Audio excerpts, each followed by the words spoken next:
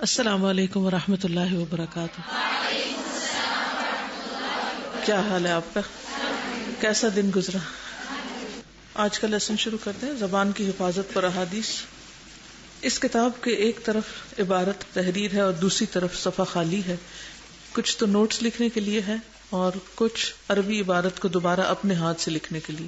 یعنی آپ کا ہوم ورک یہ ہوگا کہ ہر صفحے پر کم از کم ایک حدیث کو ریپلیکیٹ کریں، یعنی جو ادھر لکھی ہوئی ہے رائٹ سائڈ پہ، جہاں خالی جگہ ملے بائیں طرف اس کو اپنے ہاتھ سے لکھیں، کیونکہ قرآن مجید میں آتا ہے علم بالقلم، اللہ نے قلم کے ساتھ لکھنا سکھایا ہے۔ تو جو لفظ ہمارے قلم سے نکل جاتے ہیں، ہمارے ہاتھوں سے نکلتے ہیں، وہ ہمیں یاد رہ جاتے ہیں۔ تو سیکھنے کے عمل میں مددگار ہے ذہن، آنکھ، کان، زبان، ہاتھ، یہ سب ایک دوسرے کے ساتھ کوآرڈینیشن کرتے ہیں جب ہم سیکھ رہے ہوتے ہیں۔ سیکھنے کا بہترین اصول ہے۔ تو اگر آپ واقعی چاہتے ہیں کہ یہ علم آپ کے اندر راسخ ہو تو اس کے لیے آپ کچھ احادیث کو خوش خطی میں عربی زبان سے ادھر سے دوسری طرف دیکھ کے صرف نقل کر لیں، اور ہر لفظ کا ترجمہ بھی سوچیں کیا ہے۔ نحمده ونصلی علی رسولہ الکریم، اما بعد فاعوذ باللہ من الشیطان الرجیم، بسم اللہ الرحمن الرحیم، رب اشرح لی صدری ویسر لی امری واحلل عقدۃ من لسانی یفقہوا قولی۔ زبان کی حفاظت کی اہمیت۔ زبان کی حفاظت کرنے والے کے لیے خوشخبری۔ عن ثوبان رضی اللہ عنہ قال قال رسول اللہ صلی اللہ علیہ وسلم طوبى لمن ملک لسانہ ووسعہ بیتہ وبکى علی خطیئتہ۔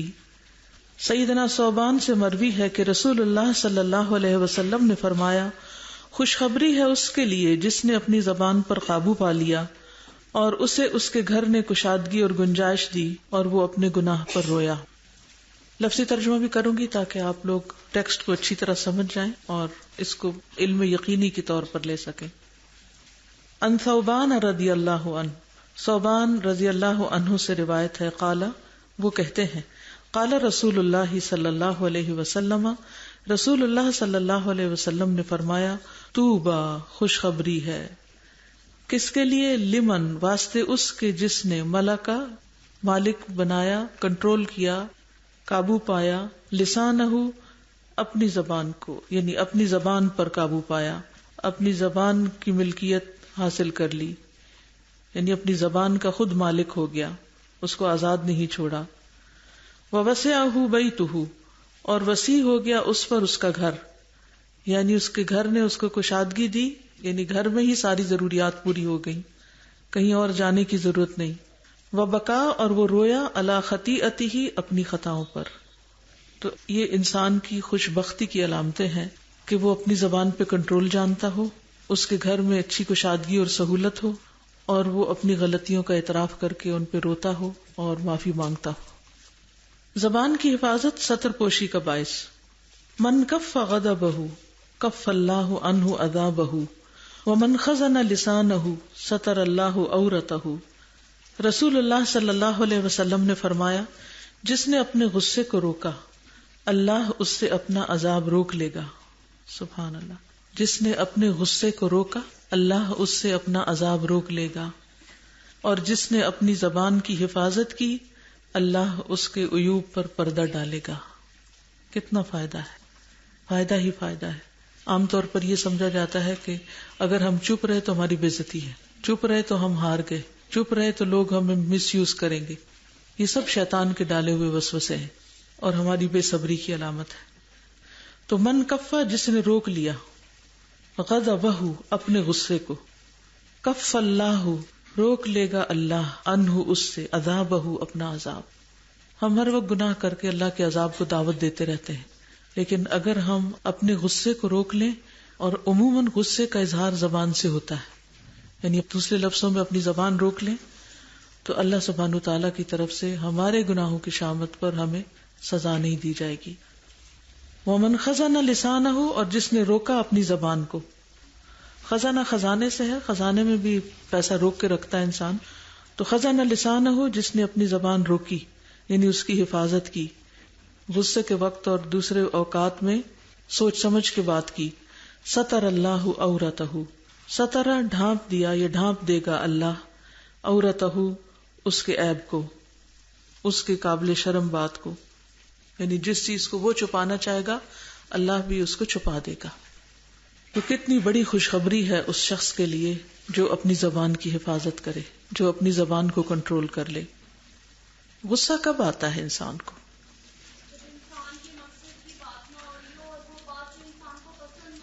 جی، جب انسان کے پسند کے خلاف کوئی بات ہو رہی ہو، یا کوئی آپ کو اریٹیٹ کرے، کوئی آپ کی مخالفت کرے، کوئی آپ کو ٹونٹ کرے، کوئی آپ کو چھیڑے، آپ کی نقل اتارے، یا آپ کو جسمانی اذیت دے، تو اس وقت انسان کے اوپر لازم ہے کہ انسان سوچ سمجھ کر ریئیکٹ کرے، غصے میں نہ آئے.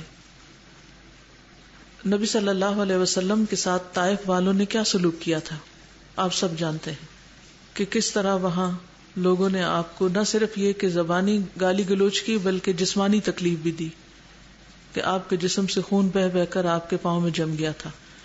اور جب آپ آ کر ایک باغ میں پناہ لیتے ہیں تو جبریل علیہ السلام آپ کے پاس آتے ہیں اور آپ سے بدلے کی بات کرتے ہیں کہ اگر آپ کہیں تو میں 2 پہاڑوں کے درمیان ان کو پیس کے رکھ دوں. تو آپ کیا جواب دیتے ہیں؟ اس وقت اتنی تکلیف سہنے کے بعد کیا آپ کو غصہ نہیں ہوگا؟ ہمیں تو کوئی ایک چونٹی کاٹ دے، ایک زبان سے کچھ کہہ دے تو ہم چیخ اٹھتے ہیں. اور یہاں آپ دیکھیے کہ سنگ دلی کی انتہا ہے اور تکلیف کی انتہا ہے. تو آپ کا جواب کیا ہوتا ہے؟ بل ارجو ان یخرج من اصلابہم من یعبد اللہ وحدہ لا یشرک بہ شیئا. بل ارجو، بلکہ میں امید رکھتا ہوں. اس حال میں بھی آپ کتنے پازیٹیو ہیں. میں امید رکھتا ہوں ان یخرج من اصلابہم، کہ ان کی پشتوں میں سے نکلیں گے وہ لوگ من یعبد اللہ، جو عبادت کریں گے اللہ کی، وحدہ، اکیلے اسی کی، لا یشرک بہ شیئا، اس کے ساتھ کسی کو بھی شریک نہیں کریں گے. اتنے ظالموں کے لیے بھی ایسی خیر خواہی. غصے کا یہ جواب کیسا ہے؟ تو آپ دیکھیے کہ اس موقع پر نبی صلی اللہ علیہ وسلم کا جو ریئیکشن ہے کہ ان کی خیر خواہی کس درجے کی، کہ ان کی نسلوں تک کی خیر خواہی. پھر اسی طرح غزوہ طائف میں جب آپ سے کہا گیا یا رسول اللہ صلی اللہ علیہ وسلم ادعو علی ثقیف، کہ ثقیف کے خلاف بد دعا کیجیے، تو آپ صلی اللہ علیہ وسلم نے کیا کیا تھا؟ کسی کو جواب پتا ہے؟ جی، اللہ انہیں ہدایت دے. شابش. اللہم اہد ثقیفا وآت بہم، اللہ ثقیف کو ہدایت دے اور انہیں لے آ. فتح مکہ کے موقع پر جب آپ مسجد حرام میں داخل ہوئے اور بت وغیرہ توڑ دیے تو اس موقع پر مکہ والے ڈرے ہوئے تھے کہ اب ہمارے ساتھ نہ جانے کیا معاملہ ہوتا ہے. تو آپ نے کیا معاملہ کیا تھا؟ آپ نے ان کو وہی کہا تھا جو یوسف علیہ السلام نے اپنے بھائیوں سے کہا تھا. کیا؟ لا تثریب علیکم اليوم یغفر اللہ لنا اذهبوا فانتم الطلقاء. خیر کے علاوہ زبان کو بند رکھنا. عن البراء بن عازب قال جاء اعرابی الى النبی صلی اللہ علیہ وسلم فقال یا رسول اللہ علمنی عملا يدخلني الجنة فقال لئن كنت اقصرت الخطبة لقد عارضت المسألة عاتق النسمة وفك الرقبة والمنحة الوقوف والفيء على ذي الرحم الظالم فإن لم تطق ذلك فأطعم الجائع واسق الظمآن وأمر بالمعروف وانهى عن المنكر فإن لم تطق ذلك فكف لسانك إلا من الخير. سیدنا براء ابن عازب سے مروی ہے کہ نبی صلی اللہ علیہ وسلم کی خدمت میں ایک دیہاتی آیا اور کہنے لگا یا رسول اللہ مجھے کوئی ایسا عمل بتلا دیجئے جو مجھے جنت میں داخل کر دے، یعنی میں جنت میں جانا چاہتا ہوں. نبی صلی اللہ علیہ وسلم نے فرمایا بات تو تم نے مختصر کہی لیکن سوال بڑا لمبا چوڑا پوچھا ہے. تم اکیلے پورا غلام آزاد کر دو یا غلام کی آزادی میں تم اس کی مدد کرو، اور زیادہ دودھ دینے والی اونٹنی اور مال کا عطیہ ایسے رشتہ دار کو دو جو ظالم ہو. اگر تم میں اس کی طاقت نہ ہو تو بھوکے کو کھانا کھلا دو اور پیاسے کو پانی پلا دو. نیکی کا حکم دو اور برائی سے روکو. بس اگر یہ بھی نہ کر سکو تو اپنی زبان کو خیر کے علاوہ بند رکھو. ان البراء بن عازب، براء بن عازب سے روایت ہے، قالا کہتے ہیں جاء اعرابی، آیا ایک اعرابی بدو دیہاتی، الی النبی صلی اللہ علیہ وسلم، نبی صلی اللہ علیہ وسلم کے پاس. صحابہ کرام تو سوال کم کیا کرتے تھے اور وہ اس انتظار میں رہتے تھے کہ باہر سے کوئی شخص آئے اور وہ پوچھے تو ہمیں بھی کچھ علم حاصل ہو جائے. تو اس نے آ کے کہا فقال یا رسول اللہ بولا اے اللہ کے رسول صلی اللہ علیہ وسلم علمنی، سکھائیے مجھے عملاً ایسا عمل یدخلنی الجنت، جو داخل کر دے مجھے جنت میں، جنت میں لے جانے والا کوئی کام بتائیے کہ میں وہ کر سکوں. فقالا، تو فرمایا لئن کنت، البتہ اگر تو نے اقصرتا مختصر کیا، قصر نماز ہوتی ہے نا کم کرنا، مختصر کیا الخطبۃ بات کو، یعنی جو بات تم نے کہی وہ بہت چھوٹی ہے، لقد آردت، البتہ تحقیق لمبا چوڑا کیا تم نے، یعنی عرض کہتے ہیں نا چوڑائی کو، المسئلہ سوال، یعنی اگرچہ لئن کنت کو یوں ترجمہ کر لیں، اگرچہ مختصر کی تم نے بات لیکن لمبا چوڑا کیا سوال. جواب کیا ہے؟ جنت میں جانا چاہتے ہو تو عاتق النسمۃ، عاتق آزاد کر دو، النسمۃ جان کو، ایک جان آزاد کرو یعنی غلام آزاد کرو، وفک کر رقبہ، اور گردن چھڑاؤ. نسمہ میں تو پوری جان ہے اور رقبہ میں گردن کی آزادی کے لیے یعنی تم اپنا حصہ ڈالو. والمنحۃ الوقوف، اور عطیہ دودھ دینے والی اونٹنی کا، منح کہتے ہیں عطیہ، وقوف دودھ دینے والی اونٹنی. والفیء، اور فیء مال غنیمت کو کہتے ہیں نا جو جنگ کے بغیر ہاتھ آتا ہے، تو مراد یہاں مالی عطیہ ہے یعنی مال کا تحفہ. علی ذی الرحم الظالم، اس رشتہ دار کو جو ظالم ہو، ظالم رشتہ دار کو مال کا تحفہ دو. فإن لم تطق، پھر اگر تمہیں طاقت نہ ہو، ذالک اس کی، یعنی ان میں سے کوئی چیز نہیں کر سکتے، نہ تم جان آزاد کر سکتے ہو، نہ کسی کی رہائی میں مدد کر سکتے ہو، نہ دودھ دینے والی اونٹنی تم تحفے میں دے سکتے ہو، نہ مال کا تحفہ دے سکتے ہو، تو پھر کیا کرو؟ یعنی یہ بڑے بڑے کام ہیں اگر، تو پھر فأطعم الجائع، بھوکے کو کھانا کھلا دو. جنت میں جانا چاہتے تو بھوکے کو کھانا کھلا دو. واسق الظمآن، پیاسے کو پانی پلا دو. وأمر بالمعروف، نیکی کا حکم دو. وانہی عن المنکر، برائی سے روکو. فإن لم تطق ذلک، پھر اگر یہ بھی طاقت نہ ہو، نہ کھلا سکتے ہو، نہ پلا سکتے ہو، نہ کسی کو کچھ سمجھا سکتے ہو، نہ کسی غلط کام کرنے والے کو روک سکتے ہو، فکف لسانک، تو اپنی زبان کو ہی روک لو. الا من الخیر، سوائے خیر کے. سوچئے ساری نیکیاں ایک طرف اور زبان کا روکنا ایک طرف. کچھ بھی نہیں کر سکتے تو زبان روک لو. اگر کسی کو تکلیف نہیں دو گے، اگر برا نہیں کرو گے، تو زبان کی اصلاح ہی تمہیں جنت میں لے جانے کے لیے کافی ہو جائے گی. اس میں ہم دیکھتے ہیں کہ یوسف علیہ السلام کی مثال ہمارے سامنے ہے کہ جب بھائیوں نے ان کے ساتھ جو کیا سو کیا، اور کئی سال گزرنے کے بعد جب وہ بھائی ان کے سامنے آئے تو کس طرح ان کو اپنا تعارف کرایا. کسی قسم کی کوئی بات انہیں یاد نہیں کرائی، کوئی تان و تشنیع نہیں کی، کوئی انتقام نہیں لیا، بلکہ کہتے ہیں هل علمتم ما فعلتم بیوسف، کیا تم جانتے ہو جو تم نے یوسف کے ساتھ کیا تھا، وانتم جاہلون، اور تم جاہل تھے، لا علم تھے.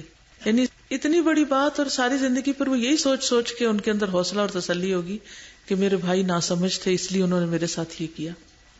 آج اگر ہمارے بہن بھائیوں میں سے کوئی ہمارے ساتھ زیادتی کر جائے تو کیا ہم اس کو یہ مارجن دیں گے کہ وہ ناسمجھ ہے، اس کو دین کا اتنا پتہ نہیں، وہ کچھ جانتا نہیں؟ هل علمتم، کیا مہذبانہ انداز ہے. وہ یہ بھی تو کہہ سکتے تھے تمہیں پتا تم اس وقت کہاں کھڑے ہو، تمہیں پتا ہے تم نے کیسے کیسے کرتوت کیے، کیا کیا ظلم کیے.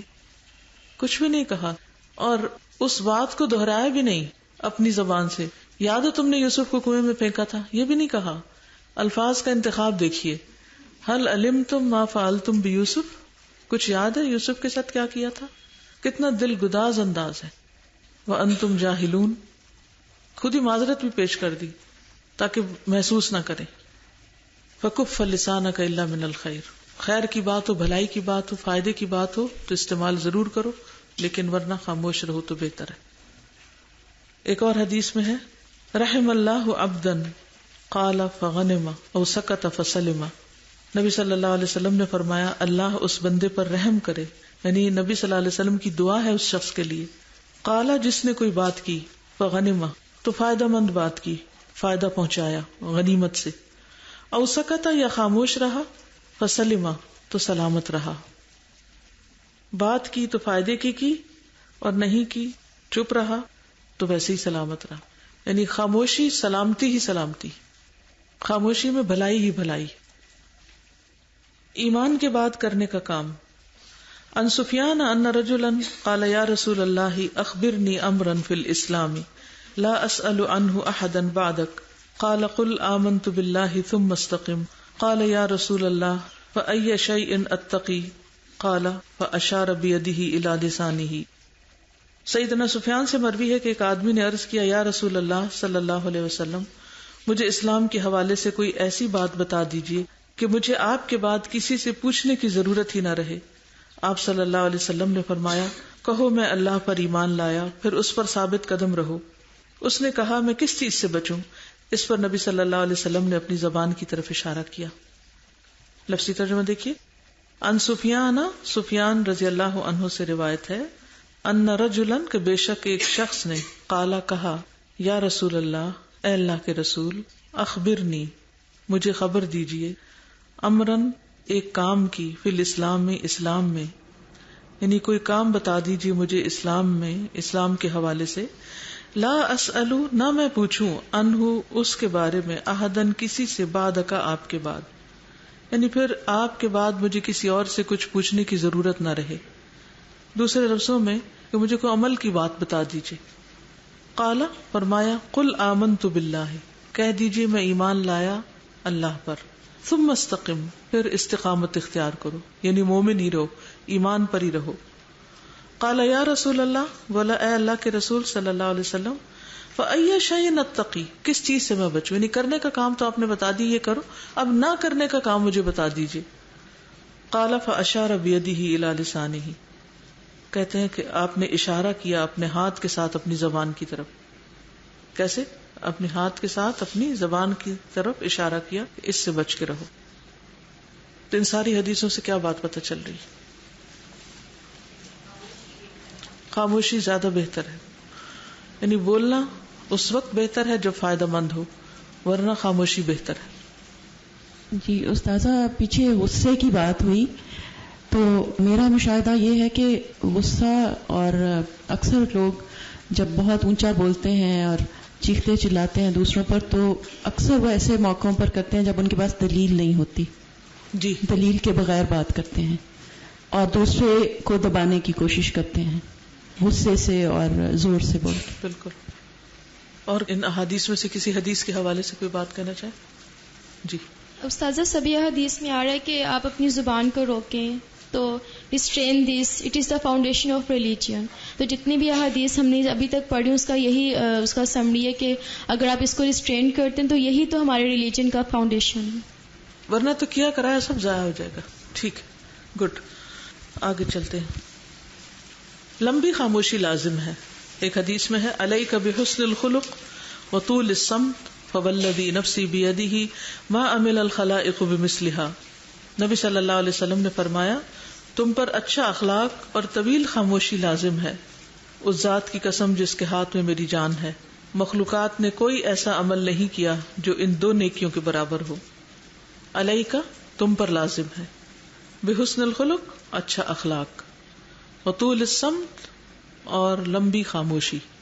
فوالذی پس قسم ہے اس ذات کی، نفسی بیدہ میری جان اس کے ہاتھ میں ہے، یعنی اللہ کی قسم، ما عملا نہیں عمل کیا، الخلائق مخلوق نے، مخلوقات نے، جمع ہے خلق کی، بمثلہا ان کے برابر، ان جیسا. کون سے دو عمل؟ حسن اخلاق اور لمبی خاموشی. یہ بہترین اعمال ہیں جو مخلوق نے کیے. قیامت کے دن سب سے بھاری نیکی جو ہے میزان کے اندر لوگوں کے ساتھ معاملہ کرنے میں وہ اخلاق کی ہے، اور اللہ سبحانہ تعالیٰ کے ساتھ معاملہ کرنے میں توحید کی، لا الہ الا اللہ سب سے وزنی ہوگا. زبان لمبی قید کی محتاج ہے. ان عبداللہ ابن مسعود رضی اللہ عنہ قال والذی لا الہ غیرہ ما علی ظہر الارض من شیء احوج الی طول سجن من لسان. سیدنا عبداللہ بن مسعود سے روایت ہے، فرماتے ہیں مجھے اس ذات کی قسم جس کے علاوہ اور کوئی معبود برحق نہیں، روئے زمین پر زبان سے زیادہ لمبی قید و بند کی محتاج اور کوئی چیز نہیں ہے. کسی کو قید کب کیا جاتا ہے؟ جب اس سے کوئی خطرہ ہو. یا اس نے کوئی جرم کیا ہو، کوئی چوری کی ہو، قتل کیا ہو، کوئی الزام ہو اس پر. تو جتنے بھی قیدی ہیں دنیا میں اور لمبی لمبی قیدیں کاٹ رہے ہیں، ان میں سب سے زیادہ لمبی قید تو زبان کی ہونی چاہیے، کیونکہ سب سے زیادہ جرائم زبان کرتی. بعض اوقات عملی طور پر تو کسی کو قتل نہیں کرتی، لیکن کسی پر الزام لگا کر، کسی کی عزت کو پامال کر کے اس کا جو قتل کرتی ہے اس کا کوئی نعم البدل نہیں. ان عبداللہ ابن مسعود، عبداللہ بن مسعود سے روایت ہے رضی اللہ عنہ، اللہ ان سے راضی ہو جائے.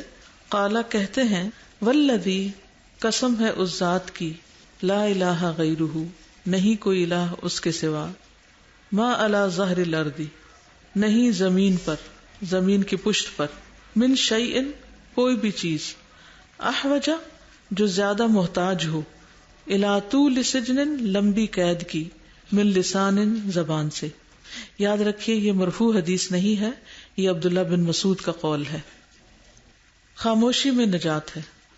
انک لن تزال سالما ما سکت فاذا تکلمت کتب لک او علیک.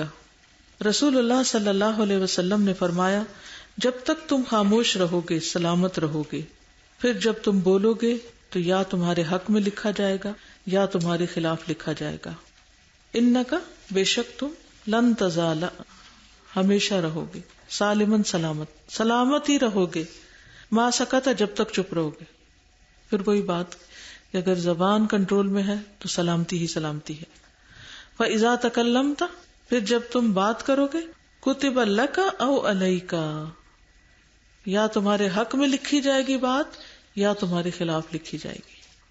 تو اگر ہم آج کا ہی اپنا جائزہ لیں کہ جب سے صبح سے اٹھے ہیں ہم، اس وقت سے لے کر اب تک جتنی بھی باتیں ہم نے کی ہیں ان میں سے اکثر تو ہمیں یاد ہی نہیں ہوگی، لیکن جتنی بھی یاد ہے ان کے بارے میں خود اپنا محاسبہ کریں کہ وہ حق میں لکھی گئی یا خلاف لکھی گئی، وہ کہاں لکھی گئی ہوگی. کیونکہ وہ کہیں تو لکھی جاتی، ہوا میں تھوڑی اڑ جاتی. ہم جب بولتے ہیں تو ہم سمجھتے ہیں بس بولے، منہ سے لفظ نکلا اور ہوا سے اڑ گیا، بات ختم ہو گئی، لیکن وہ ختم نہیں ہوتا، وہ ہمیشہ کے لیے ریکارڈ ہو جاتا ہے. ما یلفظ من قول الا لدیہ رقیب عتید. پھر وہ سب کچھ جمع ہو رہا ہے، اعمال نامے اکٹھے ہو رہے، ساری زندگی کے نام اعمال اکٹھے ہو کے پھر ان کا وزن ہوگا. اور اس وقت انسان کو ہوش آئے گی کہ جو کچھ اس نے کیا اس کی اصل حقیقت کیا تھی. ابھی تو ہم اپنے آپ کو بڑی تعویلیں بھی دے سکتے ہیں نا کہ یہ وجہ تھی، یہ مقصد تھا، میرا یہ مطلب نہیں تھا. کتنی دفعہ ہم بول کے کہتے ہیں میرا یہ مطلب نہیں تھا، اور بعض اوقات مطلب ہوتا ہے یا نہیں ہوتا، لیکن دوسرے کو مطمئن کرنے کے لیے ہم کچھ بھی کہہ دیتے ہیں، چاہے وہ بات ہمارے دل میں ہوتی ہے یا نہیں ہوتی، لیکن دوسرے کو یقین دہانی کرانے کی کوشش کرتے ہیں. تو ایسی صورت میں بھی ہمیں سوچ کے رکھنا چاہیے کہ اللہ سبحانہ تعالیٰ سے کوئی بھی چیز چھپی ہوئی نہیں. ان اللہ لا یخفی علیہ شیء فی الارض ولا فی السماء. استاذہ ایک طرف تو یہ ہے کہ فرشتے لکھ رہے ہوتے ہیں، تو دوسری طرف جو اثرات ہیں ہمارے بولنے کے وہ ہمارے ماحول میں بھی جا رہے ہوتے ہیں. تو میں اس کو اس طرح سے سوچ رہی تھی کہ جب وہ ماحول میں جاتے ہیں ہماری زبان کے اثرات، الفاظ، تو وہی وہ اثرات ہیں جو ہم نے بولے ہوئے ہوتے ہیں، دوبارہ ہم پر وہ آتے ہیں، اور اس طرح ماحول یا فضا کو بھی ہم خراب کر رہے ہوتے ہیں. بالکل صحیح کہا آپ نے.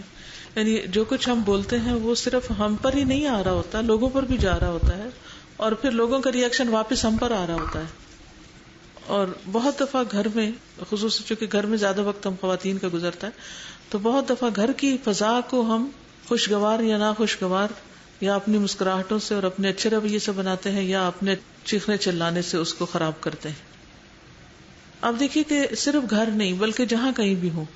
اچھا بعض لوگ جہاز میں بھی بیٹھے ہوتے ہیں تو اس قدر باتیں کرتے ہیں، اتنی باتیں کرتے ہیں کہ اس سے اگر سیٹ آپ کی ساتھ ہے یا پیچھے ہے، آگے ہے، تو آپ پریشان ہو جاتے ہیں کہ سفر کس طرح کٹے گا. یعنی نان سٹاپ بولتے چلے جاتے ہیں، اور بعض اوقات بالکل بے مقصد باتیں ہوتی ہیں. اسی طرح ٹانگے رکشے میں بیٹھ گئے تو وہاں لمبی چوڑی باتیں شروع کر دی، کسی بس میں بیٹھ گئے تو وہاں. پھر اسی طرح اس پر بھی غور کرنے کی ضرورت ہے کہ جیسے چھٹی ہوئی ہے، فارغ ہوئے ہیں، سلام کریں، ایک دوسرے کا حال پوچھیں، خوش ہوں، ملاقاتیں کریں، سب کچھ کریں، لیکن پھر دھیان رکھیں کہ کتنی لمٹ ہے باتوں کی، کتنی کرنی ہے، کتنی زیادہ. ضرورت کی بات تو کریں، لیکن اس کے بعد اتنی باتیں، اور پھر بعض اوقات ہم ایسی جگہ کھڑے ہو کے باتیں شروع کر دیتے ہیں جس سے دوسروں کا ماحول پورا ڈسٹرب ہو جاتا ہے. اب کل کلاس کے بعد ایک میٹنگ تھی میری، اور جس کمرے میں بیٹھی ہوئی تھی کھڑکی کے پاس، وہاں نیچے کچھ لوگ کھڑے تھے اور وہ مسلسل بول رہے تھے، اور اتنا اونچا اونچا بول رہے تھے کہ مجھے اندر والوں کی بات مشکل سے سمجھ آ رہی تھی. تو بالآخر روکنا پڑا، منع کرنا پڑا. تو ہم کبھی یہ بھی نہیں سوچتے کہ ہم کھڑے کہاں ہیں. ہم بازار میں کھڑے ہیں، ہم کسی تعلیمی ادارے میں کھڑے ہیں، ہم کسی بیمار کے سر پہ کسی اسپتال میں کھڑے ہیں، ہم ہیں کہاں؟ ہم یہ بھی نہیں سوچتے. تو صرف یہ نہیں کہ کوئی غلط بات کسی کو کی تو وہ تو آپ کے خلاف لکھی جائے گی، یہ بھی تو اسی میں ہی آتا ہے نا کہ آپ کہاں کھڑے ہو کر کیا باتیں کر رہے ہیں، اور کتنے لاؤڈلی کر رہے ہیں، اور کتنے لوگوں کو ساتھ انوالو کر کے ان کا بھی وقت ضائع کر رہے ہیں. تو ان چیزوں کا بھی دھیان رکھنے کی ضرورت ہے. یہ لمبی خاموشی سے میں نے پوچھنا تھا کہ میں نے سنا تھا کہ کچھ لوگ جو ہیں وہ خاموش رہنے کا یا نہ بولنے کا روزہ رکھ لیتے ہیں، تو کیا ایسا کوئی ہماری شریعت میں نہیں ہے؟ یہ ہماری شریعت میں نہیں، پچھلی شریعتوں میں یہ تھا. جیسے زکریا علیہ السلام کو جب حضرت یحییٰ کی پیدائش کی خوشخبری دی گئی تو اس وقت یہ کہا گیا کہ آپ 3 دن کسی سے بات نہیں کریں گے سوائے اشاروں کے. اور حضرت مریم کو جب حضرت عیسیٰ علیہ السلام پیدا ہوئے تو اس وقت ان کو کیا کہا گیا؟ فَلَنْ أُكَلِّمَ الْيَوْمَ إِنسِيًّا، کہ آپ لوگوں کو بتا دیجیے کہ آج میں کسی سے بات نہیں کروں گی. جی السلام علیکم. استاذہ، یہ لمبی خاموشی کی جو بات ہے تو اکثر ہم خواتین تھوڑی دیر ذرا زیادہ دیر خاموش رہنا پڑے تو بہت بے چارہ سا سمجھنے لگتی ہیں اپنے آپ کو، اور اسپیشلی پھر بچوں سے گلے کرتے ہیں کہ فلاں نہیں میرے پاس بیٹھا. اور جب بیٹھتے ہیں تو اکثر لوگ ڈسکس ہوتے ہیں، اور میں نے یہ دیکھا ہے کہ لمبی خاموشی ہی جب ہوتی ہے تو آپ غور و فکر کرتے ہیں. Yes. جو جو غور و فکر کی عادت ہے وہ لمبی خاموشی کے ساتھ ہے، کیونکہ وہ اس فیز میں جانے میں بھی وقت لگتا ہے نا. یعنی غور و فکر یہ نہیں ہوتا کہ ادھر آپ نے منہ بند کیا ادھر غور و فکر شروع ہو گیا. جب آپ کافی دیر تک خاموشی اختیار کرتے ہیں تو غور و فکر کا ڈیپتھ کا پروسیس شروع ہوتا ہے. ایک ریکویسٹ ہے سب خواتین سے کہ جب وہ سڑک پر کھڑے ہو کے بچوں کو سڑک والی سائڈ پہ کھڑے ہو کے بحث مباحثہ کرتی ہیں وہ نہ کیا کریں. ایک اور آپ سے درخواست تھی کہ یہ ذرا پلیز بتا دیں کہ ظالم رشتہ دار کو کیوں دیا جائے مال؟ تاکہ اس کا ظلم ختم ہو جائے، دل جیتنے کے لیے. جزاک اللہ. اچھا سوال ہے آپ کا، کیونکہ عام طور پر ہم کس کو تحفہ دیتے ہیں؟ جس سے ہمیں محبت ہوتی، یا پھر ہم ریٹرن کر رہے ہوتے ہیں، اس نے ہمیں کچھ دیا تو ہم بھی اسے دے دیں. یہ بھی اپنی جگہ ٹھیک ہے، لیکن اس کو دینا جو ہمیں کبھی نہ دے، اس کو دینا جو ہمارے ساتھ ظلم کرے، وہ اس کا منہ بند کرنے کے لیے بہت فائدہ مند ہوگا، تعلقات اچھے ہو جائیں گے. جی استاذہ، کل مجھے لیسن یاد کرتے ہوئے جب میں حسائد السنتم پر پہنچی کہ کٹی کھیتیاں زبان کی، تو مجھے ایسا لگا جیسے زبان ایک تلوار ہے جو کہ لوگوں کے ایموشنز کو، لوگوں کی ایگو کو کاٹ کاٹ کے، ان کے دلوں کو چیر کے، ان کے خیالات کو کاٹ کر کے ڈھیر لگائے. تو بالکل ایک تلوار، اور جیسے لگا جیسے ارد گرد جیسے قتل و غارت ہوئی ہوئی ہے ہر طرف. تو یہ واقعی جو ہے دوسروں کو بالکل کاٹ کے رکھ دیتی ہے. جی استاذہ، یہ حدیث ہے نا کہ آپ پر اچھے اخلاق اور لانگ ٹرم کی جو سائلنس ہے وہ آپ پر ہے. تو سم ٹائمز ایسا ہوتا ہے ہم لانگ ٹرم کی جب خاموشی اختیار کرتے ہیں تو پھر ہمارے اخلاق ڈسٹرب ہو جاتا ہے. تو کچھ اس طرح بتائیں کہ دونوں بیلنس ہو جائے پلیز. یعنی اخلاق سے مراد صرف باتیں نہیں ہیں، کیونکہ ہم اچھا اخلاق کیا سمجھتے ہیں؟ دوسرے کی خوش آمد کرنا، کچھ نہ کچھ بول کے، ہنسی مذاق کر کے، کچھ چٹکلے سناتے رہنا، اس کو عام طور پہ یہ سمجھا جاتا ہے کہ اچھا اخلاق ہے.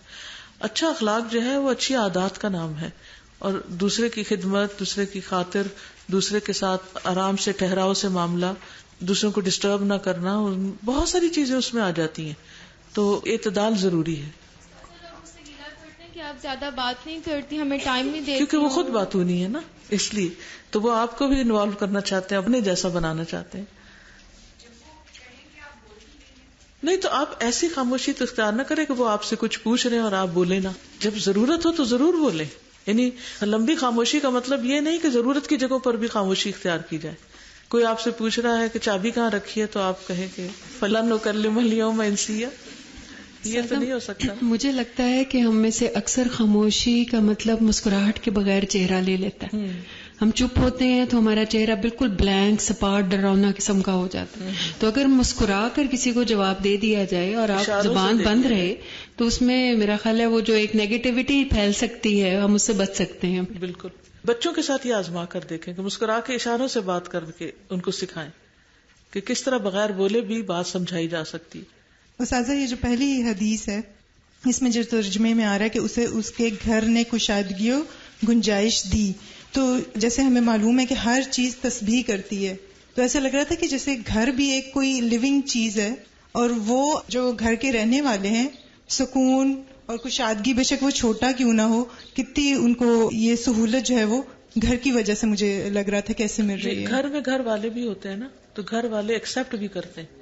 گھر کشادگی دیتا ہے یعنی وہ اس کو اڈاپٹ کرتے ہیں. کتنے لوگ ایسے ہیں کہ جن کو گھر والے کک آؤٹ کر دیتے ہیں، یعنی وہ گھر بستے نہیں ہیں. جی. اور یہ جو دوسری بات تھی کہ آپ صلی اللہ علیہ وسلم نے اپنی زبان کی طرف اشارہ کیا، اس وقت مجھے ذہن میں یہ آ رہا تھا کہ یہ بھی ایک عمل ہو سکتا تھا کہ اسی کو کہتے کہ یہ نکالو مجھ سے. تو یہ مجھے بہت خوبصورت بات لگی. جی، یعنی اپنے عمل سے سکھایا. ٹھیک ہے. اساتذہ مجھے ہمیشہ شکایت رہتی تھی کہ ماما مجھے لیسن جلدی یاد نہیں ہوتا یا یاد ہوتا ہے تو بہت جلدی بھول جاتا ہے، اسکول میں بھی کالج تک بھی. اساتذہ جب سے میں نے اسلام آباد سے 1 سال کا کورس کیا تو مجھے ظاہر سی بات ہے زبان کی حفاظت کا تھوڑا بہت آئیڈیا ہوا. تو میں نے جب خاموش رہنا شروع کیا تو اساتذہ مجھے نہیں سمجھ آتی کہ مجھے اس طرح محنت نہیں کرنی پڑتی. الحمدللہ غور و فکر کا بہت ہو گیا، اور 1-2 دفعہ دیکھا اور پہلے میں محنت کر کر کے مر جاتی تھی، لیکن اگلے دن جب پیپر دینے جانا یا اسسمنٹ ہوتی تو بھول جانا. تو الحمدللہ کہ اب کوئی بھی چیز کی اس طرح وہ رہتی نہیں ہے کہ مجھے اتنا کانفیڈنٹ رہتا ہے کہ مجھے پتا ہوتا ہے ہاں جو میں نے یاد کر لیا نا کہ وہ مجھے بھول نہیں سکتا، اور سادہ واقعی ایسا ہوتا ہے کہ مجھے نہیں بھولتا. الحمدللہ. استاذہ کل میں نے آپ سے شیئر کیا تھا کہ میں نے اپنے بیٹے سے کہا کہ میرے درد ہو رہی ہے، تو وہ کہتا ہے کہ اماں یہ تو روز کی بات ہے، کچھ اور کریں. میں نے اسی وقت سوچ لیا استاذہ، میں نے اللہ سے کہا کہ یہ جو میں کرنے جاتی ہوں دین اپنے لیے سیکھتی ہوں، ان پہ احسان تو نہیں ہے، میں گھر والوں پہ شاید بار بار جتاتی ہوں تو یہ اس طرح اس نے فیل کیا، اب میں نہیں کہوں گی. کل ہی استاذہ ایسا ہوا کہ میں گئی ہوں اور رات کو میرا بیٹا آیا، میں اس کے ساتھ بیٹھ کھانا شانا کھایا تو لیٹنے لگی ہوں تو کہتا اماں آپ کے کندھے درد ہو رہے ہوں گے.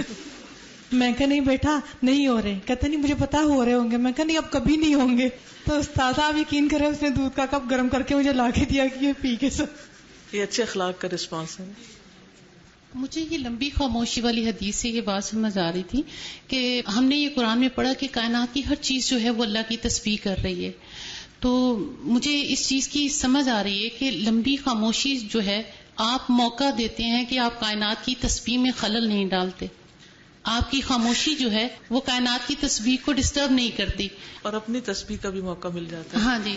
اور اس چیز سے الحمدللہ جو ہے نا میوزک سے جان چھوٹ گئی کہ اگر میں اس کو چلاؤں گی یا میرے گھر میں یہ چل رہا ہے تو پھر یہ ساری چیزوں کی جو تسبیح ہے وہ ڈسٹرب ہوگی اس میوزک سے. یہ حرام ہے. چلیے